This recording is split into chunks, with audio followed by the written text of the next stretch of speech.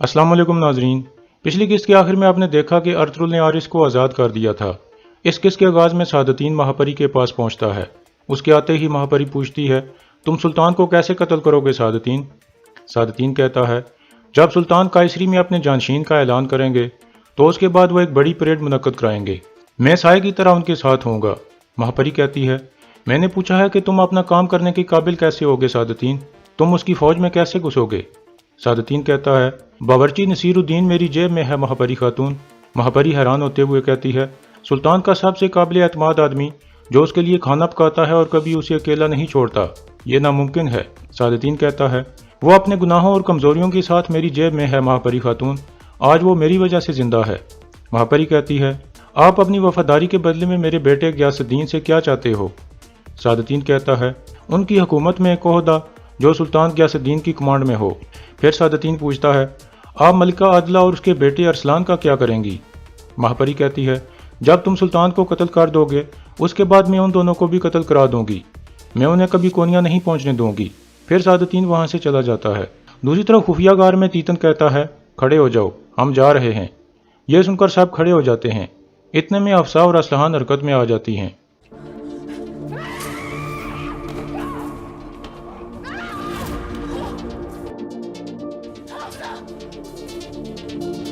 इस तरह वो दोनों काबू में आ जाती हैं। तीतन कहता है, मैं तुम दोनों के सामने तुम्हारे शोरों को कत्ल करूंगा। फिर वो अफसा को एक जोरदार थप्पड़ मार देता है जिससे अफसा बेहोश हो जाती है। फिर तीतन एक आदमी को कहता है, इसको होश में लाओ। ये सुनकर वो आदमी उस पर पानी डालने लगता है।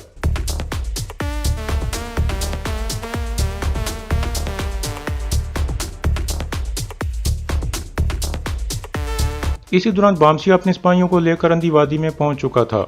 फिर वह सिपाहियों को कहता है, तुम सब झाड़ियों के पीछे छुप जाओ, जैसे ही लड़ाई शुरू हो तो निकल कर आ जाना। यह सुनकर वो सब झाड़ियों के पीछे छुपने लगते हैं। इसी दौरान तुर्गत भी कमांडर एंगलोस को लेकर अंधी वादी की तरफ बढ़ रहा था।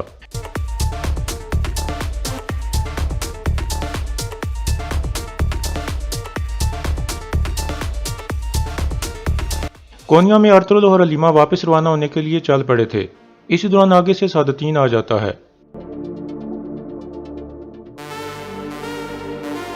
अर्तुगरुल हलीमा और बाकी सिपाहियों को वहां से भेज देता है। फिर सादतीन अर्तुगरुल के पास आकर कहता है, तुमने अपने झूठों से मुझे रियासत की खिदमत करने से रोक दिया है। हो सकता है कि आज मैं कुछ नहीं हूं, लेकिन कल मैं बहुत ताकतवर हो जाऊंगा। फिर मैं रियासत और तुम्हारे तुर्क कबीलों को बहुत बुरी तरह से तुम्हारे खिलाफ कर दूंगा। अर्तुगरुल कहता है, जब वो दिन आएगा तो उस वक्त मेरे पास कोई सब्र बाकी नहीं बचेगा। फिर मेरे सामने मत आना, वरना मैं उस जगह को तुम्हारी कब्र बना दूंगा। यह कहकर अर्तुगरुल आगे बढ़ जाता है। दूसरी तरफ बामसी एक सिपाही को कहता है, हम तुम्हारे हाथ बांध कर ऐसे जाहिर करेंगे कि तुम आरिस हो। यह कहकर बामसी उसके हाथ बांधने लगता है।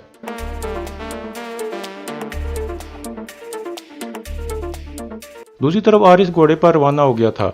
इतने में उसे एहसास होता है कि कोई उसके पीछे आ रहा है। वो रुककर देखता है तो उसके पीछे सादतीन के सिपाही आ रहे थे। यह देखकर आरिस कहता है, अच्छा तो खेल अभी जारी है। फिर वो घोड़ा भगा देता है।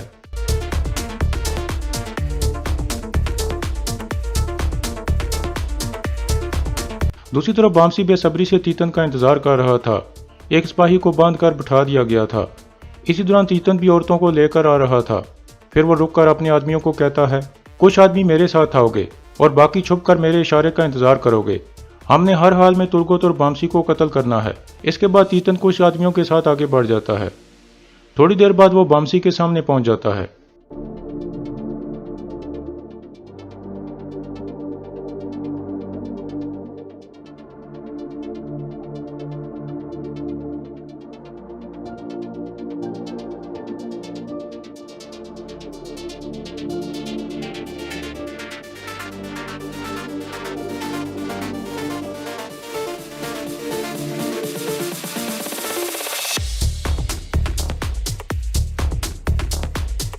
दूसरी तरफ आरिस भाग रहा था और सादतीन के आदमी उसका पीछा कर रहे थे। एक जगह पर आरिस अपना घोड़ा रोक लेता है और अपनी तलवार निकाल कर कहता है, तो सादतीन ने तुम लोगों को भेजा है। उस कुत्ते के आगे हथियार फेंकने का मेरा कोई इरादा नहीं है। गोख्तू अपने सिपाहियों को कहता है, इसको जिंदा पकड़ लो, हमारे अमीरी हजरत खुद इसे निपटेंगे।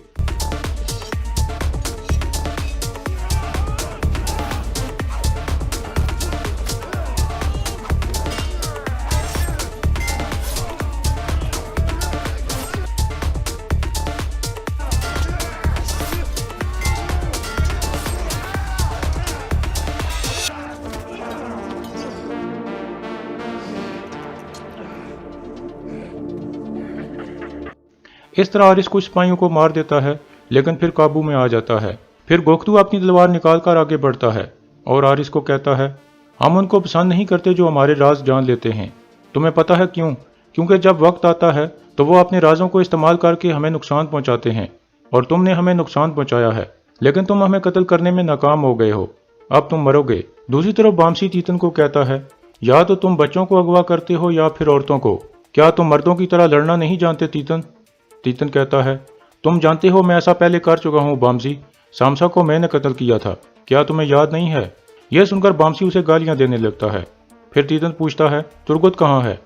बामसी कहता है, तुर्गत का तुमने क्या करना है? तुमने आरिस का कहा था, हम उसे ले आए हैं। तीतन कहता है, मुझे आरिस का चेहरा दिखाओ। बामसी कहता है, पहले तुम औरतों को हमारे हवाले करो। तीतन कहता है, क्या तुमने मुझे बेवकूफ़ समझा हुआ है बामसी?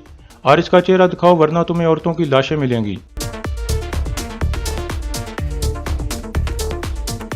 फिर तीतन कहता है, मैं 3 तक गिनूंगा, इसका चेहरा दिखाओ वरना मैं औरतों को ज़बह कर दूंगा। फिर वो गिनती पढ़ने लगता है।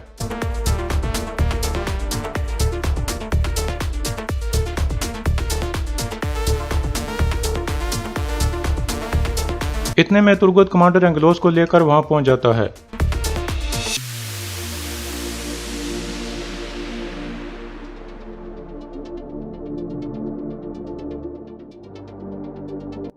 फिर तुर्गत कहता है, अब मैं 3 तक गिनती गिनूंगा तीतन, या तो तुम औरतों को छोड़ दोगे या फिर मैं बिलाचे के गवर्नर के बेटे को कत्ल कर दूंगा। यह कहकर वो गिनती शुरू कर देता है। दूसरी तरफ सादतीन की आदमियों ने आरिस को काबू किया हुआ था।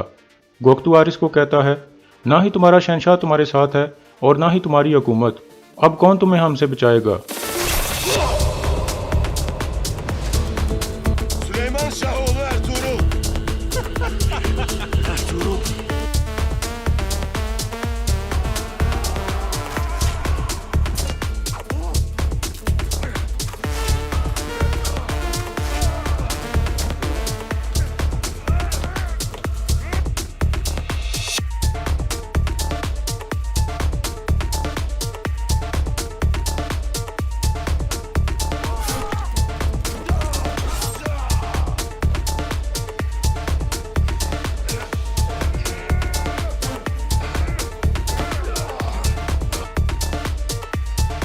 गोख्तू कहता है, ऐसा मत करो अर्तुल, क्या तुम एक ईसाई गवर्नर के लिए मुझे कत्ल करोगे? अर्तुल कहता है, मैं सिर्फ जुल्म और जालिमों के खिलाफ हूँ। मैं मजलूमों की मदद करता हूँ, चाहे वो मेरे दुश्मन ही क्यों ना हो, और मैं गद्दारों को माफ़ नहीं करता, चाहे वो मेरे भाई ही क्यों ना हो।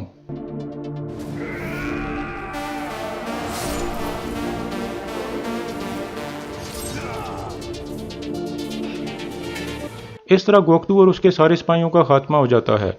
फिर अर्तुल कहता है, अब्दुर्रहमान, इसकी लाश सादतीन की तरफ भेज दो।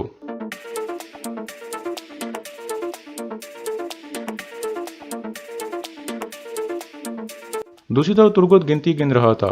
एंगलोस कहता है, लानत है तीतन, औरतों को छोड़ दो, क्या तुम देख नहीं रहे कि ये मुझे मार देगा? तीतन कहता है, रुक जाओ, एंगलोस को छोड़ दो और औरतों को वापस ले लो। इसके बाद असलहान और अफसा को वापस कर दिया जाता है और इधर से एंगलोस को छोड़ दिया जाता है।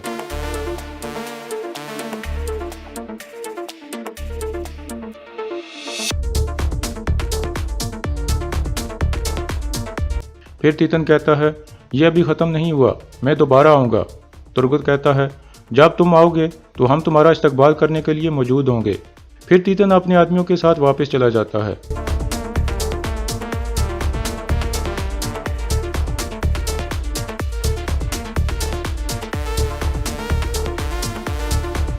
इस तरह हफ्सा बेहोश हो जाती है और बामसी बहुत परेशान हो जाता है। दूसरी तरफ आरिस कहता है, अर्तुल, दूसरी दफ़ा तुमने मेरी जान बचाई है, तुमने ये एहसान मुझ पर क्यों किया? अर्तुल कहता है, आज तक मैं तुम्हारे खिलाफ इसलिए लड़ा क्योंकि तुमने बहुत से बुरे काम किए थे।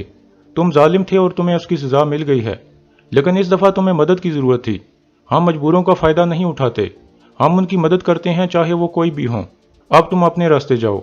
आरिस कहता है, अर्तुल रुको, मत जाओ, मैं समझ नहीं पा रहा। मैंने तुम्हारे बेटे गुंदुज को अगवा किया था, तुम्हारे लिए बहुत से जाल बिछाए थे, लेकिन तुमने मुझे माफ़ करके मुझे आज़ाद कर दिया। यह सिर्फ फ़लसफ़ा नहीं हो सकता, इसके पीछे लाजमी कोई अजीम चीज़ होगी। वो चीज़ क्या है अर्तुल? अर्तुल कहता है, अगर ये मेरे ऊपर होता तो मैं तुम्हारे टुकड़े कर देता आरिस, लेकिन मेरा मज़हब मुझसे बहुत बड़ा है। ये मेरे मज़हब की तालीमात हैं। ये मैंने अपने लिए नहीं बल्कि अपने मज़हब की तालीमात की वजह से ऐसा किया है। आरिस कहता है, अगर ये आपने अपने मज़हब की वजह से किया है तो आपका मज़हब हक पर है अर्तुल, और आप इस मज़हब की तालीमात पर अमल कर रहे हो, इसलिए आप जैसे आदमी की मुखालफत नहीं करनी चाहिए। बराए करम मुझे बताओ कि मैं आपका मज़हब कैसे अपना सकता हूँ। यह सुनकर अर्तुल मुस्कुराने लगता है। दूसरी तरफ सादतीन ने एक वीरान जगह पर अपना पड़ाव डाला हुआ था। इतने में उसके सिपाही गोख्तू की लाश को उठाकर उसके सामने ले आते हैं।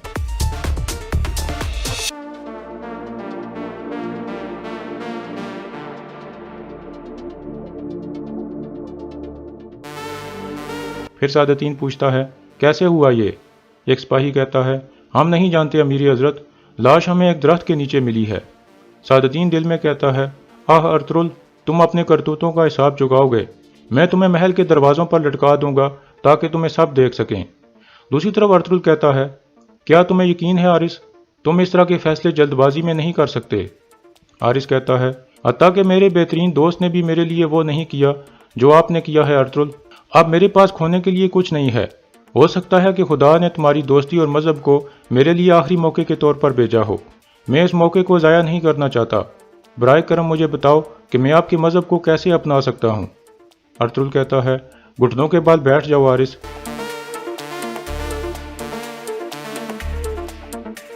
फिर अर्तुल कहता है, अब इन अल्फाज को दोहराओ आरिस, अशहदु अन ला इलाहा इल्लल्लाहु व अशहदु अन्ना मुहम्मदन अब्दुहु व रसूलुहु।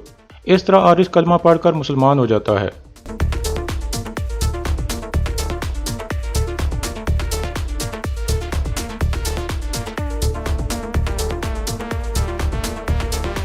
इसके बाद अर्तुल, अब्दुल रहमान और आरिस एक तरफ रवाना हो जाते हैं।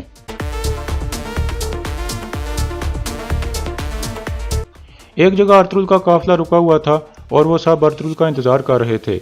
इतने में एक सिपाही बुलंद आवाज में कहता है, अर्तुल साहब आ रहे हैं।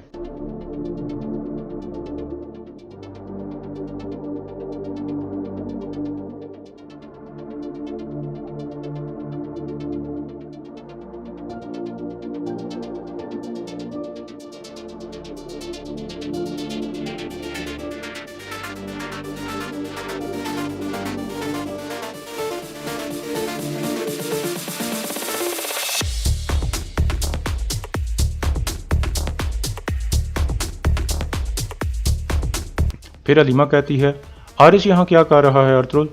अर्तुल कहता है, आरिस नहीं हलीमा, अहमद। यह सुनकर हलीमा हैरान परेशान हो जाती है।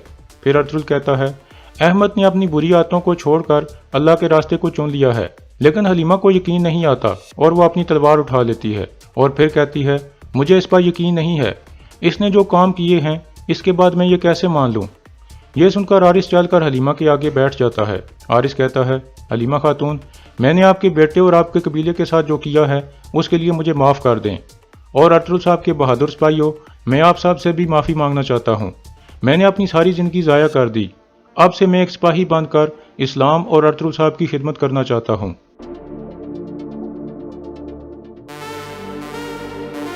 अर्तुल हलीमा को रोक लेता है और कहता है, ऐसा मत करो हलीमा, अहमद की नीयत अच्छी है। अगर तुमने ऐसा किया तो ये बोझ सारी जिंदगी तुम्हारे ऊपर रहेगा।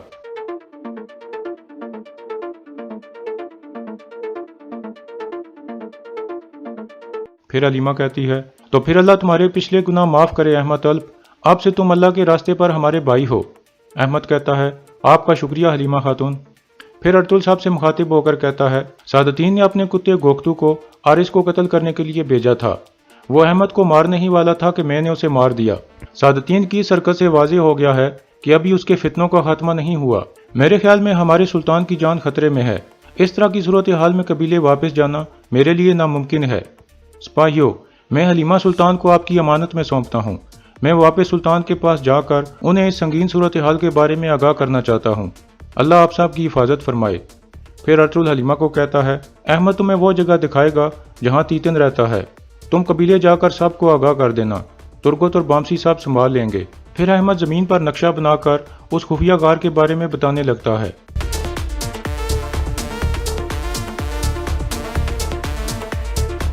और यहाँ इस किस्त का इख्तिताम हो जाता है।